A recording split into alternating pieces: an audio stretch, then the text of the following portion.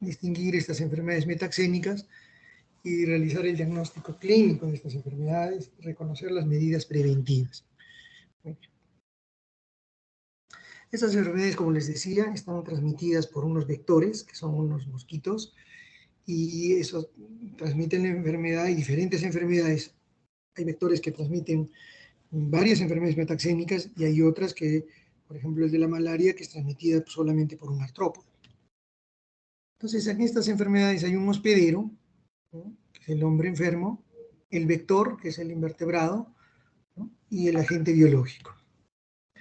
Los vectores son dos, generalmente la Aedes aegypti, y hay también Aedes albopticus y otros tipos de Aedes, pero el más conocido y el que está presente en todo lugar es Aedes aegypti, que transmite 4 enfermedades: dengue, fiebre amarilla, zika y chikungunya.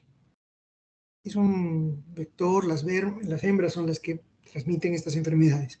Y Anófeles es más bien el vector de malaria. Los mosquitos son diferentes y también tienen comportamientos diferentes, ¿no? Por ejemplo, la fiebre amarilla solo se da en zonas de la selva, ¿no?, en Bagua, San Martín, en alturas menores a 2.200 metros sobre el nivel del mar. Últimamente se han reportado que los microbios podrían vivir incluso por debajo de 1.500, ¿no?, estos vectores, pero eso todavía no está muy bien establecido. El virus del dengue se transmite en zonas urbanas o periurbanas, en varios lugares del país, ¿no? Y mientras que malaria se presenta básicamente en la selva, en Loreto, Cayali y La Libertad. Estos son los mapas de las diferentes enfermedades. Ahí podemos ver el virus del dengue, cómo se transmite con mayor predominio en la selva y en la Sierra Central, y la zona de la sierra y el sur casi no tenemos esto, no hay casos de dengue autóctonos. La fiebre amarilla toma la región del centro, ¿no?, y en Zika toma la selva, ¿no? Nosotros vemos aquí cómo es que han ido presentándose estos casos anualmente, ¿no? Y vemos que hay temporadas, hay ciclos en los cuales hay epidemias o brotes, ¿no? Entonces, en el 2017 fue uno muy, muy severo, hubo un fenómeno del Niño, entonces se reprodujeron mucho los vectores, y ese año fue de la mayor incidencia de dengue, ¿no? Después ha habido como un silencio, y luego en 2021 y 2022 también han habido casos. Entonces, los lugares donde hay mayor cantidad de dengue son estos: San Martín, Loreto, y acá cerca nomás, Ica, ¿no?, con casos de dengue sin signos de alarma, un 90-97% de los casos, y dengue grave, menos del 1% de los casos. Los casos de fiebre amarilla también se presentan y coinciden casi igual en 2016, 2017, mayor número de casos de fiebre amarilla por el fenómeno del Niño. Los casos del Zika en el 2017 fue un año donde hubo un reporte de estos casos muy buen número. De ahí ha habido en el 2019 otro pico más o menos frecuente, pero a partir de ahí para adelante ya no se están reportando muchos casos. Igual que los casos de chikungunya, que 2016 y 2017, y de ahí han dejado de presentarse. El Aedes aegypti, ¿no?, tiene una distribución cosmopolita. Son zancudos que tienen patas largas y delgadas. Las hembras son las que transmiten la enfermedad, ¿no?, y son mucho más grandes que los mosquitos, ¿no?, los machos, ¿no? Estos machos son fitófagos, mientras que las hembras son hematófagas, ¿no? Tienen 4 etapas: la etapa del huevo, de la larva, ¿no?, en 3 estadios, primero, segundo y tercero, ¿no?, y luego la pupa y después el adulto. Como les decía, las hembras son hematófagas y Aedes aegypti pica durante el día, ¿no?, en las horas de la mañana y en las últimas horas de la tarde. Entonces tiene un comportamiento diurno, ¿no? Son muy silenciosos al ataque, tienen una gran capacidad de reaccionar ante el palmoteo y son muy persistentes al momento de picar.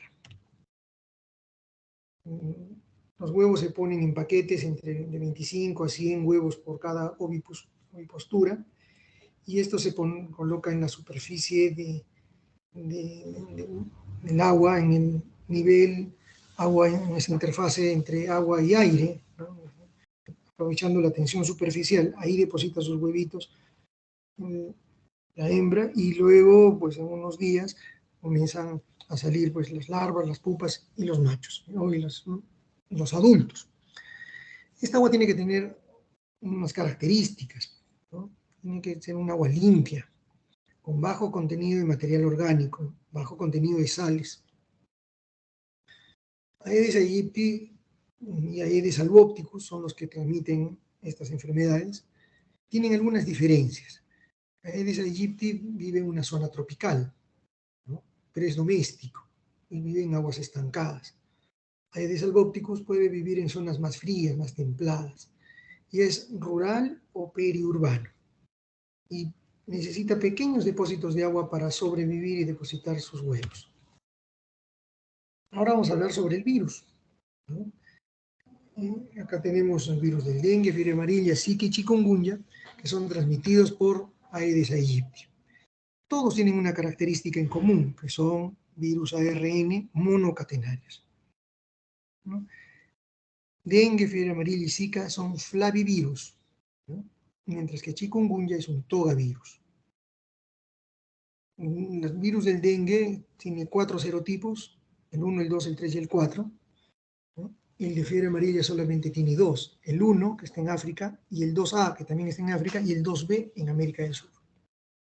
De los virus Zika y chikungunya no hay reporte de serotipos. El dengue y la fiebre amarilla tienen 3 fases de infección, ¿no? Por ejemplo, en el dengue una fase febril, luego remite y aparece una fase crítica, y después la fase de recuperación. En la fiebre amarilla hay la fase de infección, la fase de remisión y la fase de intoxicación. El cuadro clínico de estas 4 entidades es muy parecido. Todas ellas tienen fiebre, dolores articulares, dolores musculares, dolor de cabeza. Es lo que tienen todos, ¿no? Acá en conjunto, ¿no? Aparece una persona con dolor de cabeza, dolores musculares, dolores articulares, y fiebre alta, ¿no? ¿Qué comparte el dengue con fiebre amarilla? La fiebre bifásica, ¿no? Es decir, que hacen fiebre unos 2, 3 días, cae la fiebre, uno parece que la enfermedad se fue, y rebrota la fiebre, ¿no? Esa es la fiebre bifásica o fiebre en dromedario o en camello, diré, ¿no? Hay el famoso síndrome de Fayette, donde hay una disociación pulso-temperatura. El paciente tiene temperatura muy alta, sin embargo, su pulso es normal, ¿no? ¿Qué comparte el dengue con Zika? La presencia de dolor ocular. En el dengue, el dolor ocular parecía que el hombre se quiere sacar el ojo. Lo mismo pasa en Zika. La presencia de un rash, ¿no?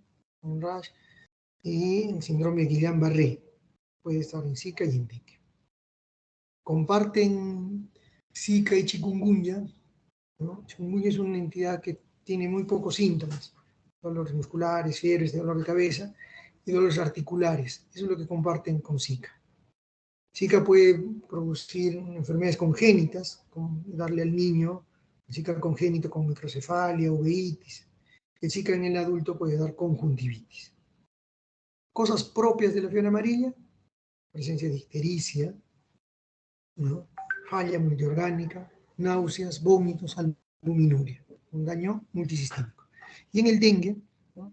La infección conjuntival, la inyección conjuntival, no conjuntivitis, simplemente ojos rojos sin secreción, adenopatías, ¿no? Y dolor lumbar, que le dicen los argentinos la fiebre quebrantahuesos, ¿no? Porque el dolor es demasiado en la columna.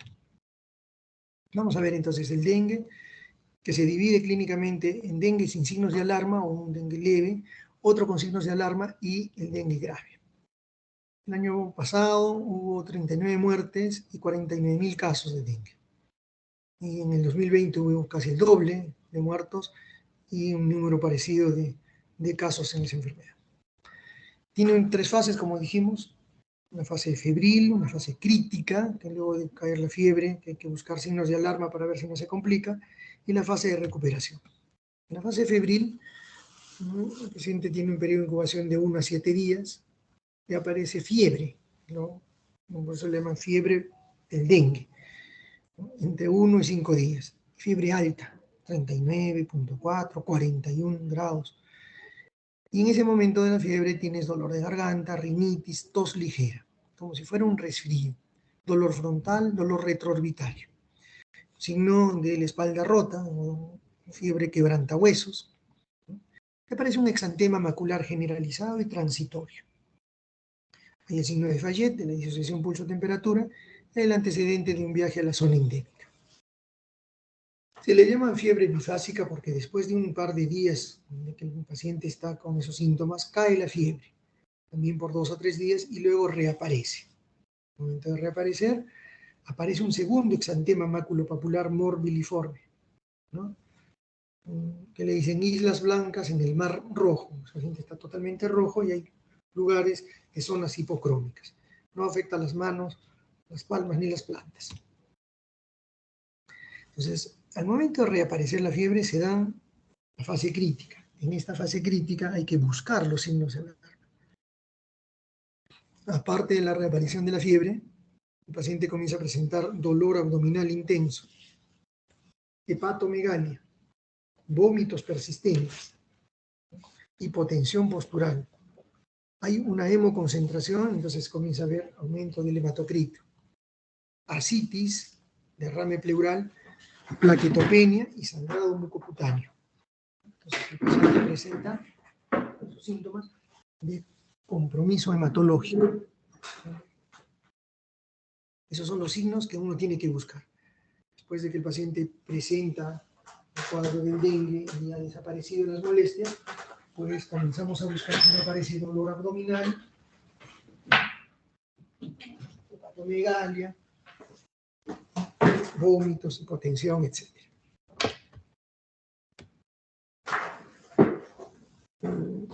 Y luego puede el paciente comprometerse y tener signos de shock, ¿no? Signos tempranos de shock, hay taquicardia, oliguria, hipoperfusión, un acortamiento de la presión arterial diferencial.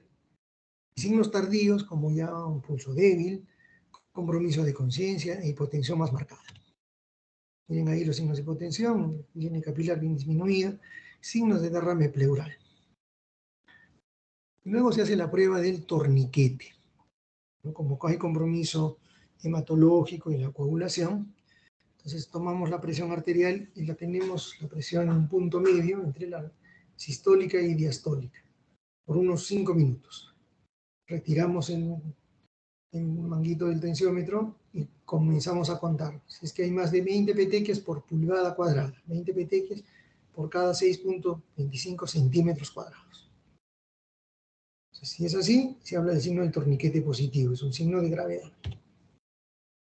El dengue grave se da, ¿no? Se presenta por el serotipo 2, por el dengue 2, y se asocia a un cuadro de shock, hemorragias y daño multiorgánico, ¿no? Hay destrucción hepática con elevación de la TGO por encima de 1000, alteraciones del estado de conciencia y daño de otros órganos como el corazón y el riñón.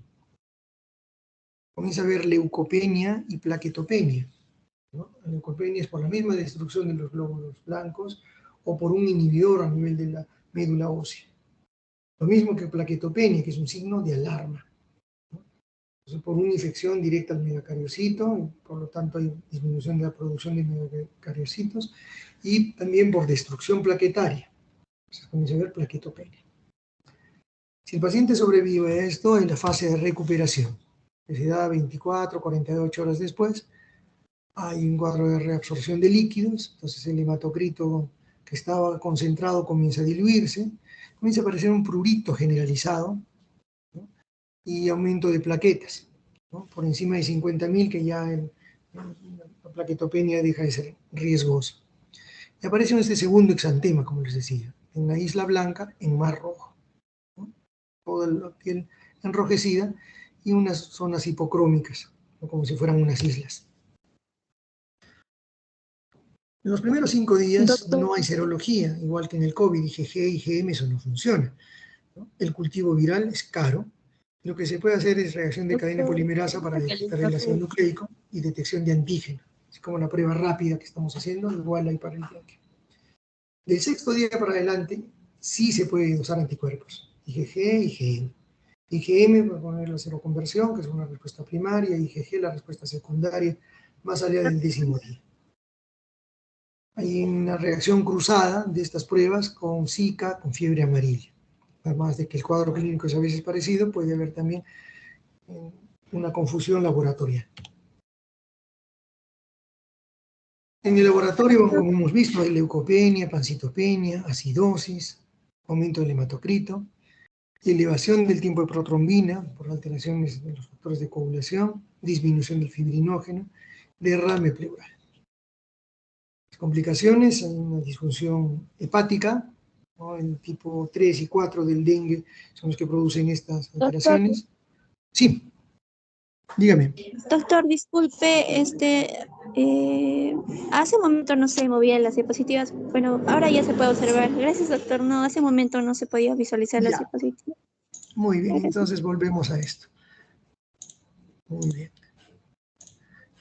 Mejor lo dejamos así, ahí no hay problema.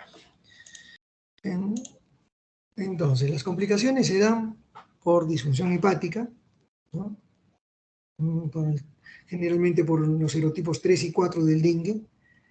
Encefalitis es una complicación muy seria que puede conducir a la muerte en un 20% de los casos. Como hemos visto, hay daño renal, daño cardíaco, una cardiomiopatía, pancreatitis, colecistitis alitiásica. Muchas veces los pacientes, la única manifestación que tienen es una colecistitis sin cálculo, producto del dengue, o daño renal agudo. El tratamiento en sí, pues es un tratamiento de soporte, ¿no? El paciente, no hay tratamiento antiviral para esto. El reposo, evitar los antiinflamatorios esteroideos, ¿no? Líquidos, electrolitos, transfusiones de sangre para evitar la deshidratación. Hay una vacuna, la vacuna desde el 2015, la vacuna del dengue, que contiene los 4 serotipos, tiene una eficacia para prevenir el dengue sintomático un 65%, igual que la vacuna del COVID previene las formas graves, pero no la enfermedad. Un 80% de los casos evita las hospitalizaciones. Y como hemos visto, el dengue tipo 2 es el más bravo, el más complicado, el que trae mayor mortalidad. La vacuna, desgraciadamente, tiene menos efectividad en él, un 47%, versus el 3 y el 4, que es mucho mayor.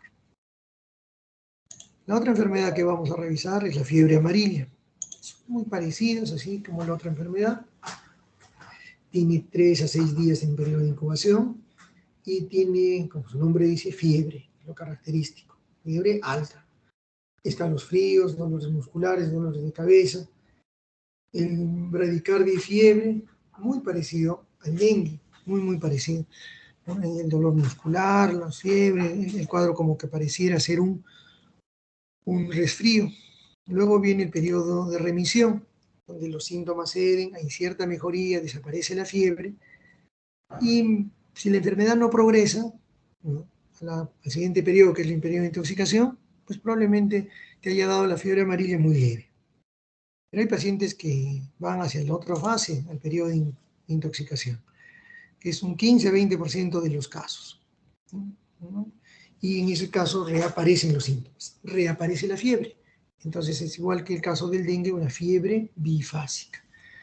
Sobreviene ictericia, un dolor epigástrico, manifestaciones hemorrágicas, epistaxis, hemorragia gingival, hematemesis, melena, daño renal con oliguria y luego anuria, y aumento de las transaminasas, ¿no? Como tiene una predilección este virus por el hígado, es un virus hepatotrópico, pues produce una gran inflamación hepática.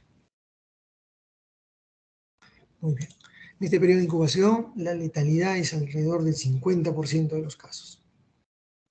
En la fase final del paciente ya presenta hipotensión, agitación psicomotora, estupor y coma. Y la muerte generalmente se presenta entre el 7º y 10º día de enfermedad. Acá vamos a ver cómo es esto de la fiebre amarilla. Aparece fiebre, la cual desaparece durante el episodio de remisión y luego reaparece por la fiebre bifásica. Los síntomas generales como cefalea y mialgia tienen el mismo comportamiento. La viremia, el periodo de infección máxima, se da en los primeros 4 días. Y el compromiso de la intoxicación, el compromiso de otros órganos como el riñón, el hígado, ¿no? Pues se comienza a presentar a partir de las quinto o 6º día, ¿no? Y la formación de anticuerpos neutralizantes a partir del 5º día, ¿no? El diagnóstico se va a dar por el cuadro clínico, ¿no? Además de la procedencia de la zona endémica y la detección del virus o de los antígenos víricos en la sangre.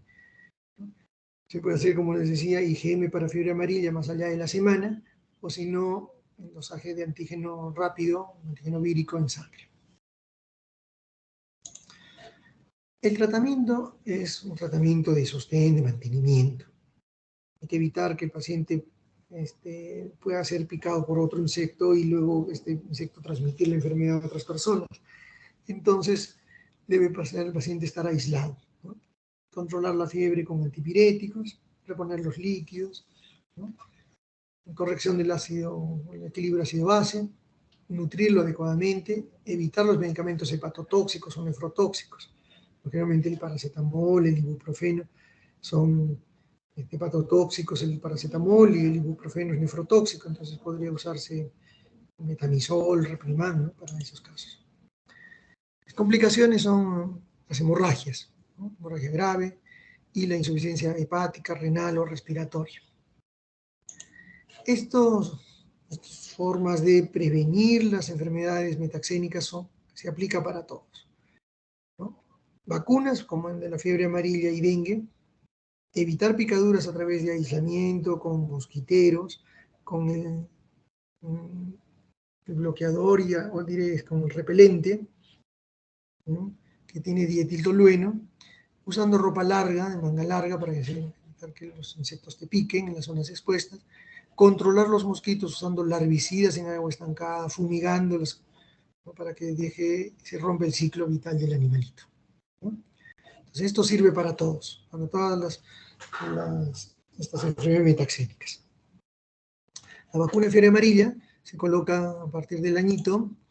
¿Y en quiénes no debemos vacunar? No debemos vacunar en pacientes inmunodeficientes, como los pacientes que tienen el SIDA, que tienen el cuento de linfocitos T, CD4 por debajo de 200, pacientes con timoma, pacientes que tienen tratamiento inmunosupresor. No se debe vacunar en niños pequeños, menores de 4 meses, por la posibilidad de que haga una encefalitis y muerte. En los ancianos no se debe vacunar porque puede producir una reacción igual que la del virus, hepatotrópico, y de tener lesiones en el hígado. No se debe vacunar a los que tienen alergia a la proteína del huevo, y no se debe vacunar durante el embarazo y la lactancia. Los efectos de la vacuna se dan en niños como una enfermedad neurológica con encefalitis, convulsiones, y en los adultos como una enfermedad viscerotrópica, que es básicamente el hígado es lo que se afecta. Es un cuadro similar a la fiebre amarilla. Esto se da en ancianos y en los niños, enfermedad neurológica. Muy bien, esta es la vacuna del dengue. Muy bien.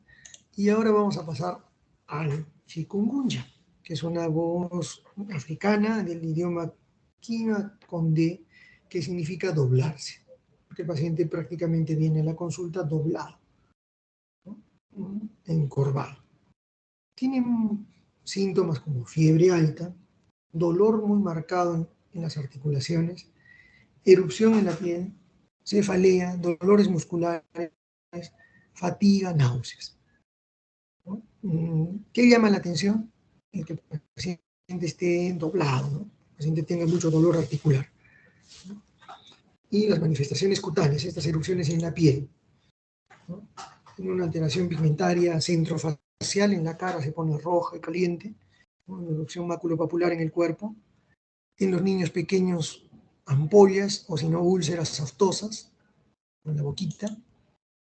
Y las manifestaciones musculoesqueléticas en niños no son tan frecuentes, un 30-50% de los casos en los niños, más bien en adultos es mucho más frecuente. Hay dolores en las articulaciones de las muñecas, el tobillo, la rodilla. Y hay inflamación de la sinovia, sinovitis, que es simétrica, es distal y poliarticular. En los adultos, estas manifestaciones musculoesqueléticas dan lugar a una artritis crónica. El paciente se puede quedar como secuela con una artritis crónica. Manifestaciones atípicas de estas, del Zika, del dengue, chikungunya, ¿no? Encefalitis, compromiso neurológico, neuritis, encefalitis, convulsiones, compromiso cerebeloso, como la ataxia, compromiso de los nervios, una neuropatía, o un compromiso motor con hemiparesias, hemiplegias. A nivel del corazón, inflamaciones en el miocardio, en el pericardio, insuficiencia cardíaca, arritmias. En la piel puede haber una hiperpigmentación fotosensible. El paciente sale al sol y se pone totalmente eritematoso y luego se queda con un color oscuro, ¿no? Hay una úlcera intertriginosa, una úlcera en los lugares de conjunción de la piel, los pliegues. Compromiso del riñón, como insuficiencia renal aguda, nefritis. Compromiso también de síndrome de secreción inadecuada de hormona antidiurética. Puede haber también neumonía. Las complicaciones que pueden haber, ¿no?, son muy ocasionales, no es algo frecuente, ¿no?, pero que puede ser, generalmente en los adultos, el paciente se quede con dolores articulares persistentes, ¿no?, como poliartralgias, con solo dolor, o poliartritis, incluso con signos inflamatorios. Daños oculares, neurológicos, cardíacos. En personas mayores, la enfermedad puede contribuir a la muerte. ¿Y en quiénes son esos? En la coinfección, cuando hay dengue con Zika, dengue con chikungunya. Si aparte de transmitirte el vector chikungunya, te transmite dengue o Zika, entonces en ellos hay mayor riesgo de muerte. La tercera enfermedad que vamos a ver es el Zika. El virus de Zika es un flavivirus, como vimos, transmitido por los mosquitos, Aedes aegypti, ¿no? Y lo descubrieron hace muchos años a través de una red de monitoreo de la fiebre amarilla. Han habido casos muy frecuentes a partir del año 2002 en adelante, pero básicamente en el año 2015, y ahí se comenzaron a ver casos muy marcados tanto de síndrome de Guillain-Barré como de microcefalia congénita. Entonces, le hacían los estudios a las madres a raíz de esto y encontraron que estas señoras durante el embarazo habían tenido una enfermedad viral que fue determinada como Zika, ¿no? Entonces, miren ahí los lugares que se transmitieron, ¿no?, en diciembre de 2015, 2016, justo cuando hubo el fenómeno del niño. En el Brasil, en parte de Colombia, México, ¿no?, y el África. Y después se transmitió al Perú también, en pocos casos. Como les decía, es a través de la picadura de Aedes aegypti. Este Aedes aegypti, revisamos anteriormente, es un vector que tiene costumbres diurnas, o sea, pica durante el día, ¿no?, al amanecer o al anochecer, ¿no? Y también se han descrito casos de transmisión a nivel sexual, ¿no?, por vía sexual. Pacientes o personas que vinieron al hemisferio sur a hacer trabajos en estos lugares donde había Zika, y luego volvieron a sus países y después de unos meses sus parejas comenzaron a presentar esta enfermedad. Entonces, sin haber salido de esos lugares. Recordemos que estos vectores generalmente no hay en Europa, entonces, sin sospechar de que se puede transmitir a través de vía sanguínea, a través materno-fetal, a través de la exposición laboratorial, y no solo la picadura del insecto, ¿no? Muy bien. Entonces, este virus del Zika puede transmitirse a través de una relación sexual y puede permanecer en el semen por más allá de 6 meses. Ahora, la enfermedad en sí, su periodo de incubación no está muy claro. El 80% de los casos son asintomáticos, ¿no? Y los síntomas son similares a las otras infecciones por arbovirus, ¿no?, como hemos visto, ¿no? Entre ellas el dengue es el más común. Dolores musculares, fiebre, cefalea, dolores articulares. Pero aquí, ¿no?, lo que caracteriza al Zika es que hay un exantema maculopapular y prurito, ¿no? Un paciente que tiene más de los siguientes síntomas: fiebre, edema periarticular, conjuntivitis, dolores musculares, malestar, cefalea y un exantema maculopapular, nos puede hacer pensar en Zika. Los síntomas son muy leves y duran entre 2 a 7 días. ¿Cómo sospechamos en Zika? A través de los síntomas, por el antecedente de haber viajado a una zona donde hay este virus. Podemos analizar algunos líquidos como la saliva, el semen, sangre, líquido amniótico, y podemos hacer reacción de cadena polimerasa para tratar de encontrar el virus. Se puede hacer también dosaje de IgM, pero esta tiene reacción cruzada básicamente con dengue. Las pruebas de laboratorio para Zika antes de los 7 días, ¿no?, es con reacción de cadena polimerasa para dengue, chikungunya, Zika. Más allá de los 7 días, ¿no?, con dosaje de IgG o IgM, básicamente IgM para este microbio.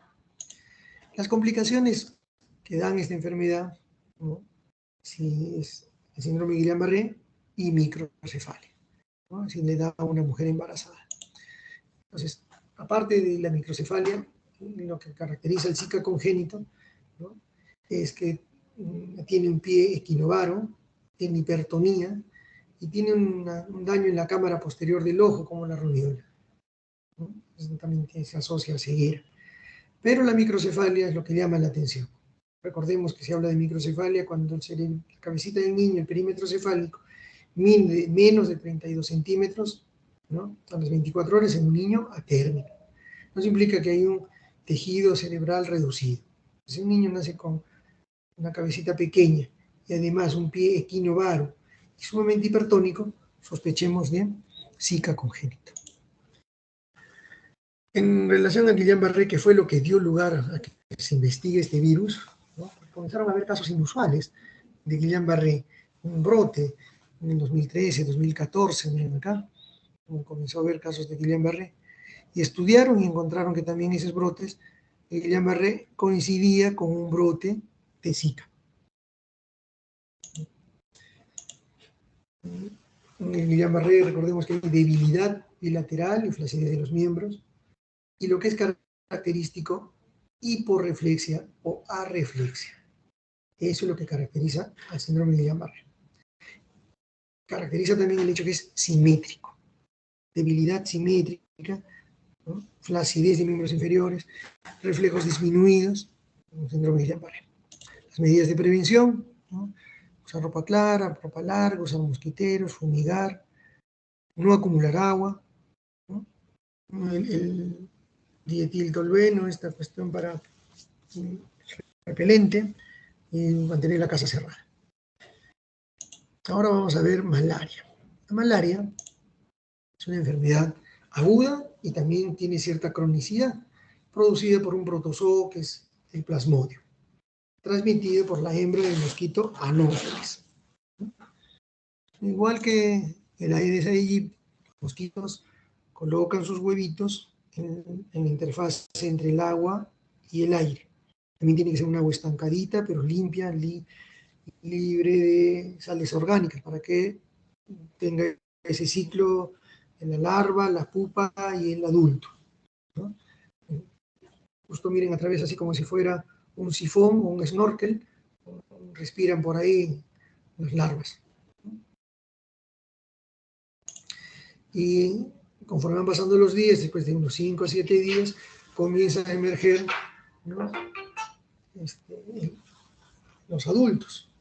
Los machos irán a alimentarse de las plantitas, el néctar, y las hembras de la sangre, son hematófagas. Esta enfermedad es la enfermedad que más daño ha producido a la humanidad. La reconocemos desde la antigüedad, desde la época de Hipócrates, pero gracias a las invasiones de los europeos sobre el África, se pudo detectar que era transmitida por el que el vector era Anófeles, ¿no? Antes creían que era el aire enrarecido de los pantanos, por eso el nombre malaria, de mal aire, que era el que producía, el respirar ese aire del pantano, lo que te producía la enfermedad. Pero no fue así. Un soldado italiano, hijo de un médico, se dio cuenta que los pacientes que tenían picadura del insecto es los que hacían la enfermedad. Para agosto de este año, ha habido 14.000 casos de malaria en el Perú, con un incremento del 64% en comparación al 2021. Y ha habido 4 muertos, en los cuales 3 fueron niños, de 2, de 4 y de 7 años. Entonces, este año malaria nuevamente ha tomado fuerza. ¿Y cuál de los Plasmodium es el que origina esto? Plasmodium vivax, un 83%. Pero el más grave de todos es Plasmodium falciparum, ¿no? Es un 16%. Es el más letal. Felizmente, está solo contenido en una zona pequeña de Loreto. En un poblado, un caserío de Loreto está el Plasmodium falciparum, que es el que tiene mayor mortalidad. Un pequeño porcentaje, ¿no? Solo 8 casos de esos 14.000 han sido por Plasmodium malariae, que también hay en Loreto. En Loreto hay los 3, vivax, falciparum y malariae. Esa tasa de incidencia, ¿no? Es muy frecuente esta enfermedad en niños menores de 11 años. Hay 100 casos por cada 100.000, mientras que en los adolescentes hay 74 por cada 100.000. ¿No? Entonces es una entidad que ataca generalmente a los niños. Hay las 4 especies de Plasmodium, vivax, falciparum, malariae y ovale. Todas hay en el Perú, excepto ovale, que hay en el África. ¿No? Pero aquí en el Perú, vivax es el que mayor porcentaje de casos es reportado. La epidemiología es que esta entidad ataca el hemisferio sur y la transmisión está eliminada en Estados Unidos, en Europa, en el Caribe, en Chile, en Sudáfrica o Australia. ¿No? Son zonas libres de malaria. Pero toda esta parte del hemisferio sur es atacado por malaria. Incluso miren aquí, la parte de la costa blanca del África blanca tampoco es tomada por malaria. Probablemente esta es una de las razones por las cuales estos países empobrecidos, aparte del defecto, la deficiencia cultural, también atacado por este microbio, esta enfermedad metaxénica, que durante muchos años y miles de años pues, ataca a la humanidad. Acá vemos los casos de Plasmodium vivax, como hemos visto, que es el que produce mayor cantidad de casos de malaria, ¿no? En Loreto un 82% de los casos, ¿no? En Junín, en Amazonas, la Calvita, en el Cusco también puede haber, ¿no? Menores porcentajes. El Plasmodium tiene un ciclo vital muy complejo, ¿no? Tiene una fase humana, una fase asexual, ¿no? Y una fase sexual en el mosquito, ¿no? El vector. Entonces, en resumen, la cosa es así, ¿no? Una persona, un mosquito que está enfermo, ¿no? Portador del parásito de la malaria, viene y te pica, y eso llega a la sangre, al hígado, se reproduce, y mientras se está reproduciendo, es picado nuevamente este individuo ya enfermo, y se transmite la enfermedad a otras personas. ¿Ya? Pero ¿qué pasa internamente? ¿Cómo es el ciclo vital? Todos lo recordamos que el ciclo es así de complejo, ¿no? Entonces comenzaremos por aquí. Entonces, el mosquito se alimenta, ¿no? Nuestra sangre y ahí introduce, ¿no? Inyecta los esporozoitos. Cuando el mosquito se para, es sumamente silencioso, se para sobre tu piel, agarra su lanceta y te introduce un anestésico, ¿no? Ese anestésico no te permite darte cuenta que te está picando. Entonces, el organismo recibe por ahí los esporozoitos. Esos esporozoitos rápidamente se dirigen por el torrente sanguíneo hacia el hígado, ¿no? Y en el hígado pues, se reproducen y se convierten esos esporozoitos en esquizontes. Una vez que son múltiples esquizontes, estos esquizontes se rompen y dan lugar a la invasión en la sangre. Se llegan a la sangre y ahí está el estadio más importante de la infección, que es el estadio del trofozoito o el estadio en anillo, el trofozoito inmaduro. Esto es como si fuera un anillo con su piedrita brillante arriba. Eso es lo que produce la infección, ¿no? El trofozoito inmaduro. Y les digo que es la parte más importante para hacer el diagnóstico. ¿Por qué? Porque esto es lo que tomamos en cuenta cuando hacemos la gota gruesa. Tomamos una gotita de sangre, la teñimos con Giemsa y vamos a ver el estadio en anillo del trofozoito inmaduro.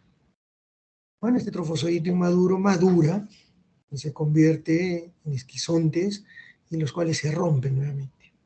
Esto ya está en el glóbulo rojo, porque acá es en el hígado, el ciclo exoeritrocítico, y acá el ciclo en el glóbulo rojo. Se rompen y van a infectar otros glóbulos rojos, ¿no? Pero otros, en ese estadio inmaduro, en anillo, se dividen y unos se convierten en gametocitos. Estos gametocitos masculinos y femeninos, que son diferentes para el falciparum, para el vivax y ovale, tienen diferente forma, ¿no? Y estos son los gametocitos son los que el mosquito cuando te vuelve a picar, o pica a esta persona que está enferma, pues ingiere estos gametocitos. Entonces recordemos, inyecta esporozoitos, pero ingiere gametocitos. Esos gametocitos se reproducen en el mosquito, hacen la vía, ¿no?, la fase sexual de la reproducción, ¿no?, y se convierten en macrogametos, estos macrogametos en oocinetos, en ooquistes, y estos ooquistes se rompen liberando esporozoitos y terminando el ciclo. Esta fase es el ciclo esporogónico, se produce en el mosquito, la fase sexual de la reproducción del plasmodium. Eso se da en el mosquito. En la fase humana tiene dos estadios, el estadio hepático y el estadio eritrocítico. De esto, todo esto, la forma de cómo podemos detectar si una persona tiene malaria, pues debemos hacer un estudio que se llama el estudio de la gota gruesa. Consiste en la gota gruesa, pues pinchar en el dedo, sacar una gota relativamente grande de sangre y ahí echarle una coloración de Giemsa. Esa coloración vamos a ver el estadio en anillo. ¿Qué es esto? Imagínense como un anillo con su piedrita ahí encima, su piedra preciosa, ¿no? Entonces está dentro del eritrocito. Estos plasmodium tienen diferentes formas de atacar, de reproducirse, unos son más mortales que otros. ¿Qué se diferencia? Falciparum y malariae, ¿no?, rompen a la sangre una sola vez. En este ciclo eritrocítico, ¿no?, aquí se rompen una sola vez. Mientras que ovale y vivax se quedan algunos esquizontes en el hígado. Eso se llama hipnozoitos, de hipnosis, que quedan dormidos, quiescentes, ¿no?, esperando que las defensas bajen para reproducirse otra vez y dar lugar otra vez a la enfermedad. Por eso la enfermedad de la malaria es aguda y crónica. Y es crónica por Plasmodium ovale y vivax, ¿no? Muy bien. Entonces, ¿por qué hay una malaria crónica? Por la presencia de Plasmodium ovale y vivax, que son esquizontes que se quedan en el hígado y permanecen semanas hasta muchos años, dando lugar a recidivas. ¿Qué otras diferencias tiene? En relación al periodo de incubación, Falciparum, que es el más mortal, también se reproduce más rápido, ¿no?, 9 a 14 días. Vivax, de 12 a 17 días. Ovale, casi 3 semanas. Y Malariae, de 18 a 40 días. Es el más lento en incubarse. Antes de que te dé una malaria, hay unos pródromos. Días antes de que hagas el episodio palúdico, la crisis palúdica, ¿no?, El paciente presenta dolor de cabeza, ¿no? Cefalea, fatiga, inapetencia, dolores musculares, fiebre relativamente no muy alta y dolor torácico o abdominal. Lo que la gente dice, me quiero enfermar. Sí, me quiero enfermar, me duele la cabeza, los músculos, no tengo ganas de comer, estoy decaído. Solo así, síntomas no muy claros. Y luego viene la fase clínica, ¿no? La fase clínica, hay lo que se llama la crisis palúdica, una secuencia clínica, ¿no? Un primer estadio que se llama periodo frío, ¿no? Donde el paciente tiene escalofríos, duran 15 a 60 minutos. Luego un periodo caliente, donde el paciente presenta rubefacción facial, piel seca, fiebre muy alta, 40 grados, no como en los pródromos que había, febrícula, sino que fiebre muy alta, y dura unos 2 a 6 horas con fiebre alta.